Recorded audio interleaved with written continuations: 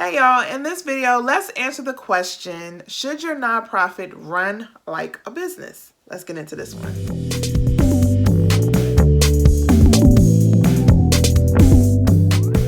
Hey y'all, Tiffany here with Boss on a Budget. I help small and new nonprofits get up and running, and also I help nonprofit founders raise money for their new nonprofits. If you need help with your nonprofit, make sure you subscribe because I drop videos every week. So I wanted to tackle this topic because this is a touchy one. People really get offended and they get defensive when we start talking about whether or not nonprofits should run like businesses. Now, there's a lot to this, so I'm going to take my time explaining certain things just as a heads up, but also I want you to wait to the end of the video as well because I'm sharing one piece of advice that I would give any nonprofit founder when it comes to thinking about how you should run your nonprofit and whether or not it should be run like a business. So like I said, I'm going to slow walk this thing and I'm going to break a couple of things down just to make sure we're all talking about the same things. Because I find that when people start talking about nonprofits, there are a lot of myths and misconceptions. Do y'all see that? If you see that, comment that below. But from my perspective, I see people who are really confused about what nonprofits are, what they do. And so when you start having these conversations or having these debates, you're not always talking about the same things because people don't have the same understanding that you may have about what is or what's not. So the first thing I just want to be clear on is, what is our definition of a business? What do I mean by a business? So I'm bringing up two definitions. So one definition I found is an entity that's engaged in commercial, industrial, or professional services. So you're providing some kind of service, right? Another definition I found is that any entity that's engaging in an activity involving making, buying, and or selling a product or a service, right? And the purpose of those things typically is to make a profit. Like the focus of a business, when we talk about business and we mean for-profit business, is to make a profit. That's why people go into business, right? And so that's why some people get offended when they're like, well, why would my nonprofit work like a business or a for-profit? Because that's the whole point. We're nonprofit. We're not here for profit. But I'm going to kind of take away some of that misguided thinking just so you can make sure you're approaching this the right way. Now, let's talk about what profit is. Okay, so profit is an excess or anything you make above the cost of running your business or running your organization. So for a nonprofit, some people say, well, I have a nonprofit, we shouldn't be making profit. But in order for your nonprofit to run, there's a cost, right? And so if you're making money more than what it costs to run your business, that's what I mean by profit. Nonprofits are entitled and they're allowed to have that happen. They're allowed to make more money than what it costs to run their organization. And there's nothing wrong with that. I'm going to say that one more time. There's nothing wrong with a nonprofit making a profit. The difference is that for-profit businesses, if there's shareholders or there are people who started a nonprofit or who have ownership stake in the nonprofit, they can get a cut of that profit. But in a nonprofit, that's not how it works. It just goes back into the operational fund of the organization and it's just used to continue to run the nonprofit. Now, let's break down what a nonprofit is, because a lot of people think that all nonprofits are charities. That all you're supposed to do as a nonprofit is give away things. You're not supposed to charge for things. You're not supposed to be even thinking about money or worrying about money. And don't worry, because I'm going to break that down too in my 3 points near the end of this video. But remember, when you hear the word nonprofit, it's not only, those organizations that are food pantries or that give away things, like give away coats or supplies. There are nonprofit hospitals. There are nonprofit universities. There are nonprofits that provide vital mental health services in the community. There are nonprofits that serve kids who are in foster care, who need shelter. So when you hear the word nonprofit, it involves a large group of organizations, right? And in order to do that work, they need money to do it. So when you as a nonprofit are not focusing on how to make the resources in order to provide those services, then you're not going to survive. Point blank, period. And as a nonprofit, you have to be concerned about the resources you need to run, because otherwise you won't be around, right? So your nonprofit, just because you are a nonprofit organization, doesn't mean you exist just to give things away. You got to have something to give away, and it's not just what people give you or what people donate to you. So I'm going to break this down a little bit to help you really, really understand. And if you need clarification on what a nonprofit is, because I go into detail about this in another video, I'm linking my What is a Nonprofit video above, just so we have clarity around these things. Now, I'm about halfway through this video, and I know some of y'all are really upset watching this because you're like, no. A nonprofit is a charity. A nonprofit is supposed to not be worried about making money for the people who work for the organization. A nonprofit should just be worried about the people they're serving. So I'm going to make 3 points to help you understand why it's important for your nonprofit to operate like a business. So when I say run like a business, I don't mean that all decisions depend on profit, right? Depending on your ability to make profit, that you're guided by that. That's not what I mean. I just mean having certain processes in place to ensure you have the resources you need to run efficiently and effectively. You have to operate like a business, and you have to think about revenue. You have to think about making money and making more money than you spend so you can be around for a long time. Here are 3 points that I want to make for why you want to operate like a business. First things first, you need money to invest into the development of your organization.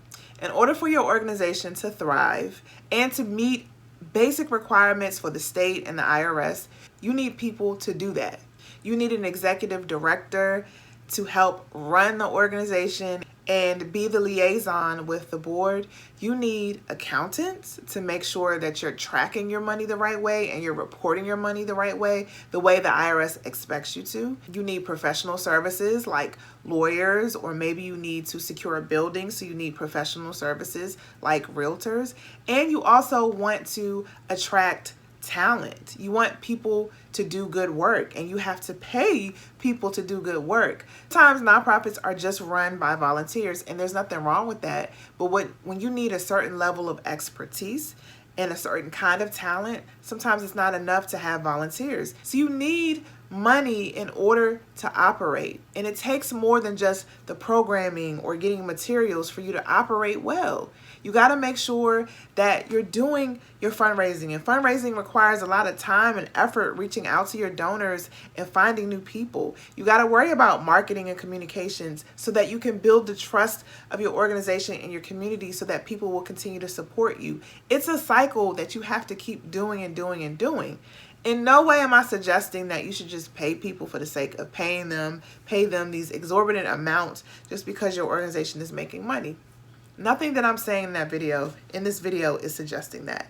I'm just saying that it costs money to run a good organization, and it's more than just what the program costs. It's all the overhead, it's all the admin that it takes for you to run well, and you're wise to invest in that. You're wise to have savings as a nonprofit so that when things like a pandemic happen, you have some reserves so you can still keep doing the work. If you didn't think about that, if you didn't think strategically, you might have closed doors when the pandemic happened. These are the things you need to be planning for. You need to be strategic. And that's what I mean when I'm talking about running like a business or having a more strategic business-like mindset. Here's the second thing I want you to think about when you're questioning whether or not your organization should run like a business. Sometimes nonprofits serve the most vulnerable populations around, whether in this country, whether you're doing it abroad. Sometimes you're serving the most marginalized, the most disenfranchised, the people who don't have a voice, right? And the work that you're doing is elevating their stories and elevating their voice.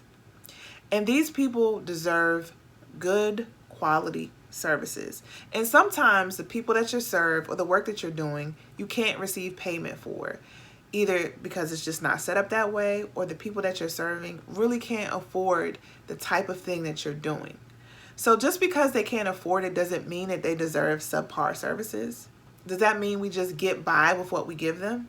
And if we want to give them a quality service, doesn't that mean we need to invest in having the right staff, in developing and training that staff and supporting that staff to do the right thing by the people you serve? Because you produce better services, better programming when you're taking care of your organization, when you're taking care of your staff, when you're investing in your infrastructure, when you have the right systems in place so there's no duplication of services or that people aren't getting inappropriate services. So when you're investing, particularly in your staff, it's impacting the quality of the services that your clients are getting. And don't your clients deserve the best service? So when we, I'm so tired in the nonprofit sector of hearing about people getting paid so little to do great work. And people are still doing good work on little salaries. But what if we actually supported nonprofit staff? What if we actually gave them what they needed to be happy and fulfilled? So when they showed up with their clients, they were happy and fulfilled with them and their clients got the best of them. Wouldn't that be great? Wouldn't that be awesome? And so when we get so caught up in the fact that, oh, we're a charity, we shouldn't be worrying about profit. Well, you're starving your organization if you're not worried about the revenue you need to bring in to do good work. So that's just another example of why it's so important to invest in thinking about financial resources for your organization and making profit so you have enough money to do the work you're doing well. And then finally, this is a pet peeve of mine. It's very much related to what I just talked about. If you're going to have staff work for your organization, you need to pay them equitably. You need to pay people enough for them to be able to survive and support their families and support them well. What happens when we talk about, oh, nonprofits shouldn't be worried about money, they shouldn't be thinking about, spending too much on getting profit, then we get stuck in this mindset of just enough, right? And so it's just enough. We're paying our staff the minimum, but that's okay because that's all we can do. We're a nonprofit. We shouldn't be expected to pay people what they deserve to be paid. And we perpetuate this whole idea that just because we're doing charitable work, that people shouldn't be paid to be able to support their families. And so we accept low wages and poor benefits like that's good enough. But here's another perspective that I want to put on this. A lot of times, people who do the direct work, who get paid the least, often are from the communities they work in, and they look a lot like their clients. So we're perpetuating this idea that people in certain communities, in particular communities of color, and I'm gonna call out Black communities, for example, that it's okay to pay people a low wage. It's okay just because they're doing direct services that they're not getting really what they deserve to be getting. So a lot of this direct service work is some of the lowest paid work, and it's just not right. And so if you as a nonprofit don't think about how to have adequate resources, if you don't have a strategic, business-like approach to making sure you have enough resources to do good work, then the people who are doing the vital work on the ground are the ones who get the scraps. And it's not right. So my advice to people starting nonprofits is that make sure you have the resources to do work, but to do your work well. And in order to get the right resources, you have to invest in your organization. You have to invest in making sure you have a strategy around fundraising and making profit to make sure that your organization can run efficiently. I promise to share my one piece of advice for nonprofits when thinking about whether or not you want to approach your nonprofit this way. This is the one piece of advice I would give you. Don't operate in a scarcity mindset. Too many nonprofits are stuck in this whole thing where it's like, we're never going to have enough. We're nonprofits. We're only supposed to get hand-me-downs. We're only supposed to get by. And that's the place that they operate from, instead of operating from, our clients deserve more, our staff deserve more, and there's money out there and there's resources out there for us to do good work. And we're going to go after those resources. Too many times people start from, there's not enough money to go around. There's not enough people helping us, which is not true. There's plenty of money to go around, right? It's just, are you tapping into the right people? Are you using the right strategies? Do you have the right knowledge? Do you have the right access? So it's not that there's not money. So I want you to get get that out of your head, thinking there's not enough money to go around and there's not enough people who are willing to support your nonprofit, because they are. And if you believe that there's not enough, then there will never be enough. But if you believe there is enough, then there's more than enough that you can get. So that's the biggest piece of advice I have for you. And this is a really touchy subject for me. I don't know if you've noticed, but I get really amped up when it comes to this, because I believe that nonprofits don't have to operate like there's never enough. They don't necessarily have to take that approach. And that's the reason why I created Boss on a Budget, to give people the resources and the tools to operate that way, to get the resources they need, to do the work they know needs to be done in their communities, but also to honor their communities by giving them quality services and paying the people from those communities who's doing the work. I really do believe in that. So I thank you. If you watched this far into the video, thank you for listening to my rant. If you need help with starting your nonprofit, don't forget to check out the goodies in the description box below. And also, don't forget to check out my website at www.bossonabudget.com. Otherwise, I will see you in the next video.